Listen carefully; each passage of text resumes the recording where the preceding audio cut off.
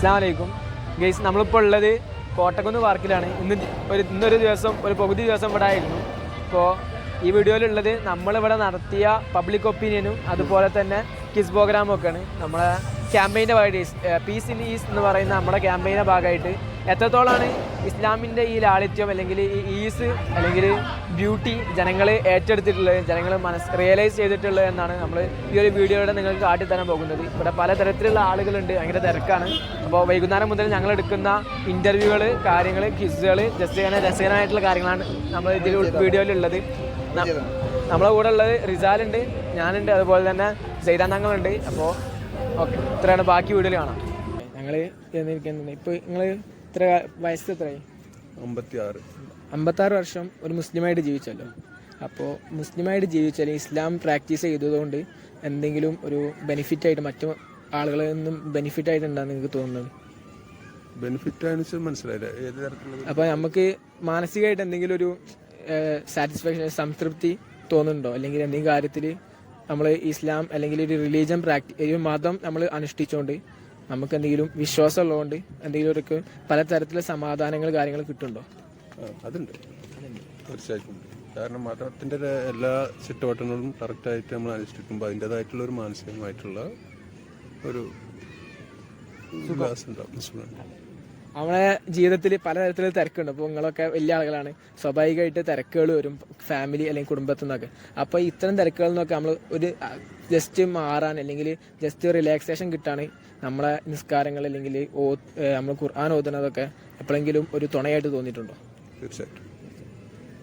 അപ്പോൾ ഈ നിസ്കാരത്തെ എങ്ങനെയാണ് കാണുന്നത്? എൻ്റെ നിസ്കാരം എന്ന് പറഞ്ഞാൽ ഞാൻ വളരെ വിശാലമായിട്ട് നമസ്കരിക്കാം, എല്ലാ നമസ്കാരങ്ങളും. കാരണം എനിക്ക് പെട്ടെന്ന് നമസ്കരിക്കാൻ പറ്റില്ല. അതായത് പിന്നെ കുറച്ചിട്ട് നല്ല ടൈം എടുത്തിട്ട് നമസ്കരിക്കുന്ന ഒരു കൂട്ടത്തിലാണ് ഞാൻ.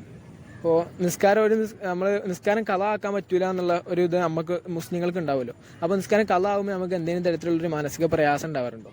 നന്നായിട്ടുണ്ടാകാറുണ്ട്, മാനസിക പ്രയാസം ഉണ്ടാവാറുണ്ട്. അപ്പോൾ നിങ്ങൾ ഇതുവരെ ജീവിച്ചതെന്ന് ഇപ്പോൾ നമ്മുടെ ജീവിത തിരക്കുകളിൽ നിന്നൊരു സമാധാനമായിട്ടാണ് നമുക്ക് മതത്തെ അനുഭവപ്പെടാറുള്ളത് എന്നാണ് പറഞ്ഞത്.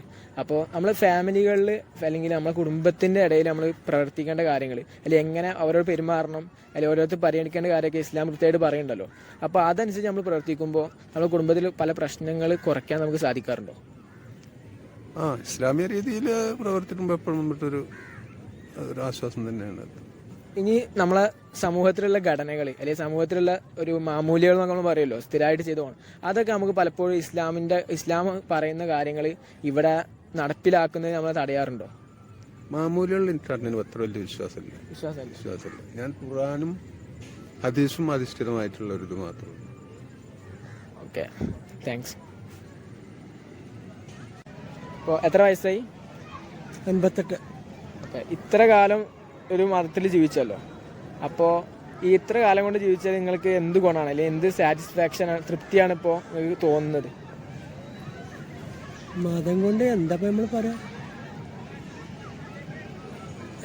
അങ്ങനെ ഏറ്റൊന്നുമില്ല. പക്ഷെ നമ്മൾ ഒരു സമൂഹത്തിൽ ജീവിക്കുമ്പോൾ നമ്മൾ മറ്റുള്ളവരുടെ ഇടപെടലുകൾ കാര്യങ്ങളൊക്കെ നമ്മുടെ സമൂഹത്തിന്റെ ഇടപെടലാണ് കൂടുതൽ നല്ല ഇടപെടൽ. ഇപ്പോൾ മതം നമ്മൾ ഈ ഒരു മതത്തിലല്ല ജനിച്ചിരുന്നത്. മതത്തിലും പല വിഘടനങ്ങളുമുണ്ട്, വിഘടനവാദികളുണ്ട്. ഒരു കാര്യം പറയും ചെയ്യും, ഇസ്ലാമിനെ പറ്റി പറയും ചെയ്യും, പിന്നെ അവരതിനെ വിപരീതമായി ചെയ്യും. അപ്പോൾ നമുക്ക് ഉൾക്കൊള്ളാൻ കഴിയില്ല. ചിലപ്പോൾ അവർ പറയും ഇന്ന കാര്യം ചെയ്യാൻ പാടില്ല എന്ന് പറഞ്ഞപ്പോൾ പിന്നെ അവർ സാമ്പത്തിക അടിസ്ഥാനമൊക്കെ ആകുമ്പോൾ അവരെന്ത് ചെയ്യും? അവർ ചെയ്യും. മതത്തിന്റെ കേസിക്ക് വരുമ്പോൾ നമ്മളെ തിരക്കുകൾ കാര്യങ്ങളൊക്കെ ഉണ്ടാവില്ല നമ്മുടെ ജീവിതത്തിൽ. അപ്പം നിങ്ങളൊക്കെ വലിയ ആളുകളായപ്പോൾ കൂടുതൽ തിരക്കുകളും ബാധ്യതകളും ഉണ്ടാവും. ഇതിൽ നിന്നൊക്കെ ഒരു സമാധാനമായിട്ട് മതത്തിന് അല്ലെങ്കിൽ നമ്മുടെ കാര്യങ്ങൾ നമുക്ക് മതത്തിന്റെ കാര്യങ്ങൾ തോന്നിയിട്ടുണ്ട്? മതത്തിനെ പറ്റി പറയാ, നമ്മുടെ മതത്തില് കാര്യങ്ങൾ ചെയ്യാൻ, നല്ല കാര്യങ്ങൾ ചെയ്യാൻ കുറച്ചതേ ഉള്ളൂ. നമുക്ക് ശരിക്കും 5 കാര്യങ്ങൾ മര്യാദയ്ക്ക് പറഞ്ഞു തന്നെ. പക്ഷെ ഇതിലേറെ നമ്മൾ ചെയ്യേണ്ട എന്താ? ദുർനടപ്പുകളാ അല്ലേ? നമ്മളൊരു ഇസ്ലാമായി ജീവിക്കണം എന്നുണ്ടെങ്കിൽ ഈ 5 കാര്യങ്ങളും ചെയ്ത് ഒരു ശരിക്കുള്ള ഒരു യഥാർത്ഥ മനുഷ്യനായി ജീവിച്ചിട്ടുണ്ടെങ്കിൽ ഇല്ലേ അവന് സ്വർഗത്തേക്ക് പോകാൻ പറ്റുള്ളൂ. അല്ലാതെ ഇതൊക്കെ ചെയ്തുകൊണ്ട് പല പ്രചരണങ്ങളും ചെയ്തുകൊണ്ട് നമ്മുടെ മതത്തിൽ തന്നെ പല കാര്യങ്ങളും പറഞ്ഞിട്ടുണ്ട്. ചില കാര്യങ്ങൾ ചെയ്തിട്ടുണ്ടെങ്കിൽ നമുക്ക് ശിക്ഷ ഉണ്ട്. ശിക്ഷ ഉണ്ട് കാരണം നമ്മളത് ചിലപ്പോൾ തോപ ചെയ്താണ് മടങ്ങിയാൽ തീരും. നമ്മളെ മതം വളരെ സിമ്പിളാണെന്നാണ്.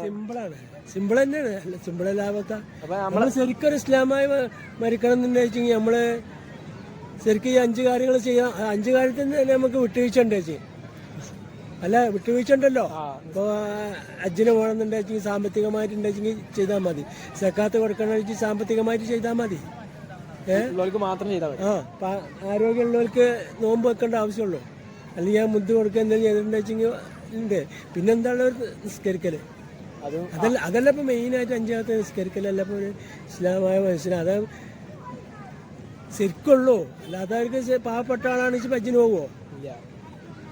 ഇപ്പൊ സുഖമില്ലാത്ത ആളാണെന്ന് നോമ്പ് വെക്കേണ്ട ആവശ്യമില്ല, സക്കാത്ത് കൊടുക്കേണ്ട ആവശ്യമില്ല.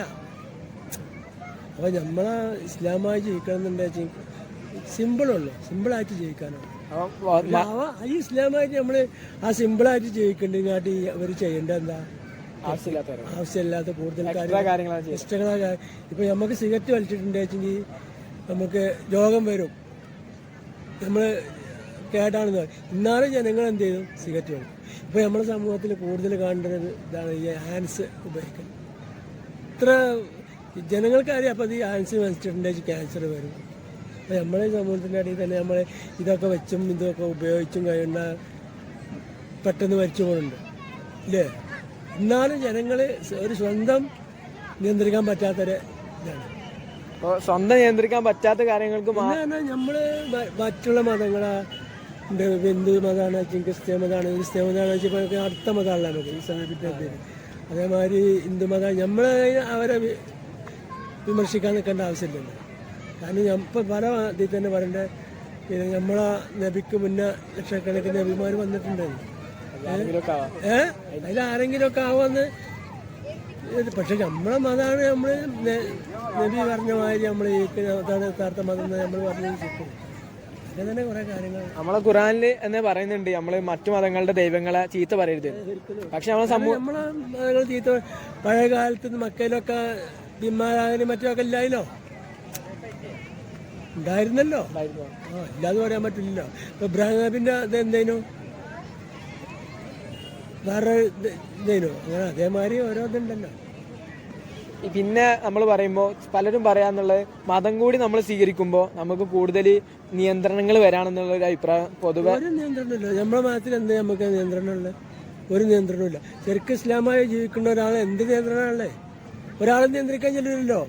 പിന്നെ ചില കാര്യങ്ങളെ നിയന്ത്രിക്കാതെക്കാൻ പറ്റൂലല്ലോ. നിയന്ത്രിക്കണം. പക്ഷെ നമ്മൾക്ക് ചിന്തിക്കേണ്ട ആവശ്യമില്ല. നമ്മളതായ കാര്യം ചിന്തിക്കുക. നമ്മൾ തെറ്റ് ചെയ്യേണ്ടതൊക്കെ നമ്മൾ ചെയ്യാം. അപ്പം ചില കാര്യങ്ങൾ നമ്മൾ തെറ്റ് ചെയ്ത് കണ്ടിട്ടുണ്ട്. എന്ത് ചെയ്തിട്ടുണ്ടെന്ന് വെച്ചാൽ തീരാത്ത തെറ്റുകളുണ്ട്. ചില കാര്യങ്ങൾ നമുക്ക് തീരും. അത് തെറ്റുകളൊക്കെ അല്ല. പിന്നെ മനുഷ്യന്മാരുമായി നമ്മൾ ഇടപെടുമ്പോൾ നമുക്ക് കുറേ ശ്രദ്ധിക്കാനുള്ള കാര്യം. മനുഷ്യന്മാരെ ഇടപെടുമ്പോൾ നമ്മൾ മനുഷ്യന്മാരായിട്ട് ഇടപെടുമ്പോൾ ആ മനുഷ്യനെ പറ്റി നമുക്ക് ദുർപ്രചാരണം നടത്താൻ പാടില്ല. അവരെ ഇപ്പം നമ്മളൊരു കാര്യം കണ്ടിട്ടുണ്ടെങ്കിൽ ഇപ്പോൾ ഒരു കാര്യം കാണുന്നുണ്ടെങ്കിൽ അത് നമ്മൾ പിന്നെ ഓനെ തെറ്റാ ശരിയാണെന്ന് തീരുമാനിക്കാനുള്ള അവകാശം നമുക്കില്ല. ഓനിപ്പോൾ എന്തെങ്കിലും ചിലപ്പോൾ ഓൻ്റെ ആവശ്യക്കാരത് നമുക്ക് പറയാൻ പറ്റില്ലല്ലോ. ഇപ്പം ഞാൻ ഇന്ന് ഒരു ഇതിൽ കണ്ടു, ഒരാൾ പള്ളിൻ്റെ മുന്നിൽ നിന്ന് കണ്ടിങ്ങനെ ജുമേൻ്റെ സമയത്ത് പിന്നെ ഇത് സദക്ക ചോദിക്കണ്ടേ. ഈ സദക്ക ചോദിക്കുമ്പോൾ വേറൊരാൾ എന്ത് വിചാരിച്ചു അറിയേ, അയാൾ പള്ളിക്കും കൂടി കയറാതെ പള്ളിക്കും കൂടി കയറാതെ ഈ സദക്ക എന്താ ഇങ്ങനെ ചെയ്യുന്നത്. അപ്പോൾ ഇവിടെ നാട്ടുകാരൊന്നുമില്ല ഇയാളെ പള്ളി കയറി നിസ്കരിപ്പിക്കാനോ ചോദിച്ചു. അപ്പോൾ അവിടുത്തെ ഖത്തീബ് പറഞ്ഞോളാം അതൊരു ബ്രാഹ്മണനായ മനുഷ്യനാണ്, പുറത്ത് നിൽക്കേണ്ട യാചിക്കുന്നുണ്ട്. അപ്പോൾ ഇയാൾ ഇപ്പോൾ ഈ കണ്ട ആളയാൾ തെറ്റിദ്ധരിച്ചു, അയാൾ മുസ്ലിമാണോ എന്നുള്ളതിലാണ് തെറ്റിദ്ധരിച്ചത്. പക്ഷെ ആ ഉസ്താദ് അവിടെ തിരുത്തി കൊടുത്തു, അത് ബ്രാഹ്മണനായ ഒരു മനുഷ്യനാണ്, അതുകൊണ്ടാണ് നിസ്കരിക്കാൻ കയറാം. അപ്പോൾ മറ്റാൾ തെറ്റിദ്ധരിച്ചില്ലേ. അപ്പം അതാ പറഞ്ഞ ആ കാര്യം നമ്മൾ ഒരു കാര്യം കണ്ട് നമ്മൾ ആ നിലയിൽ തെറ്റിദ്ധരിക്കാൻ പാടില്ല. അതെന്താണ് അതിൻ്റെ സത്യാവസ്ഥ, എന്താണ് തന്നെ അതെന്ന് നമ്മുടെ സമൂഹത്തിൽ നടക്കുന്ന പല ഇതുമാണത്. കാരണം എന്തെങ്കിലും ഒരാൾ തെറ്റ് ചെയ്തിട്ടുണ്ടെങ്കിൽ ഇപ്പോൾ ഒരാളൊരു കള്ള് കുടിക്കണമെന്ന് വെച്ചെങ്കിൽ ചിലപ്പോൾ ആ കള്ള് കുടിക്കേണ്ടത് ചിലപ്പോൾ ഓൻ ആരോഗ്യത്തിന് എന്തെങ്കിലും ഡോക്ടർമാർ പറഞ്ഞിട്ടോ എന്തെങ്കിലും ആയിക്കാരം. പക്ഷെ നമ്മളത് അതിൻ്റെ സത്യാവസ്ഥ എന്താന്ന് പറഞ്ഞിട്ട് ഏത് കാര്യങ്ങളായാലും ഒരു ഇസ്ലാമാണെങ്കിൽ നമ്മളത് സ്വീകരിക്കാൻ പാടില്ല. തെറ്റിദ്ധാരണ ഒഴിവാക്കിയാൽ നമ്മൾ സമൂഹത്തിൽ കുറേ സംഭവങ്ങൾ ഒഴിവാക്കി കിട്ടുമല്ലോ. എത്ര ഒഴിവായി കിട്ടും? ഒക്കെ തെറ്റുകാരൻ്റെ മുകളിലാണ് വരുന്നത്. നിങ്ങൾ ഇത്ര കാലം മുസ്ലിമായി ജീവിച്ചാൽ നിങ്ങൾ അഭിമാനിക്കുന്നുണ്ടോ? അത് അഭിമാനിക്കണ്ടല്ലോ. പീസ് ഇൻ ഈസ് എന്ന ക്യാമ്പയിന്റെ ഭാഗമായിട്ട് നമ്മൾ കുറച്ച് പബ്ലിക് ക്വിസാണ് നടത്തുന്നത്. അപ്പോൾ നമുക്കൊന്ന് ചെയ്തോക്കാം. അദീന്, നിങ്ങളോട് രണ്ടാളോട് ഒരു ചോദ്യം ചോദിക്കട്ടെ. ശരി ഉത്തരം പറഞ്ഞാൽ മുട്ടായി കിട്ടും. ഇസ്ലാംകാർ എത്ര ഉള്ളേ? 5. അപ്പോൾ ഓനക്കൊരു പോയിന്റ് ആയ. ഇനിയിപ്പോൾ ഇവനോട് ചോദിക്കാം നമുക്ക്. ഇവനൊരു ശരി ഉത്തരം പറഞ്ഞാൽ എനിക്കും കിട്ടിട്ട. ആ ഈമാൻകാർ എത്ര ഉണ്ട്? ആ ശരി ഉത്തരം മുട്ടായി ഉണ്ട്. അസ്സലാമു അലൈക്കും. ഈ ജുമാക്ക് എത്ര ആൾ വേണം ജുമാ സഹീഹാവാൻ? 40 ആൾ വേണം. ഏറ്റവും കൂടുതൽ ഭരണം നടത്തിയ ഖലീഫ ആരാണ്? ഉമർ റളിയല്ലാഹു. അതെ, ശരി ഉത്തരം. അപ്പോൾ നിങ്ങളുടെ പേര്? ഫാസിൽ. ആ ഓക്കെ. അപ്പോൾ ഇസ്ലാമിലെ ആദ്യമായി പാൻസ് ധരിച്ച പ്രവാചകനാര്? ഇസ്ഹാഖ് നബി. ഇസ്ഹാഖ് നബി ആണോ? അല്ല, ഇബ്രാഹിം നബിയാണ്. ഇസ്ലാമിൽ ആദ്യമായിട്ട് പേന ഉപയോഗിച്ച നബി? അത് ഇദ്രീസ് നബി. അത് ശരി. ആണോ?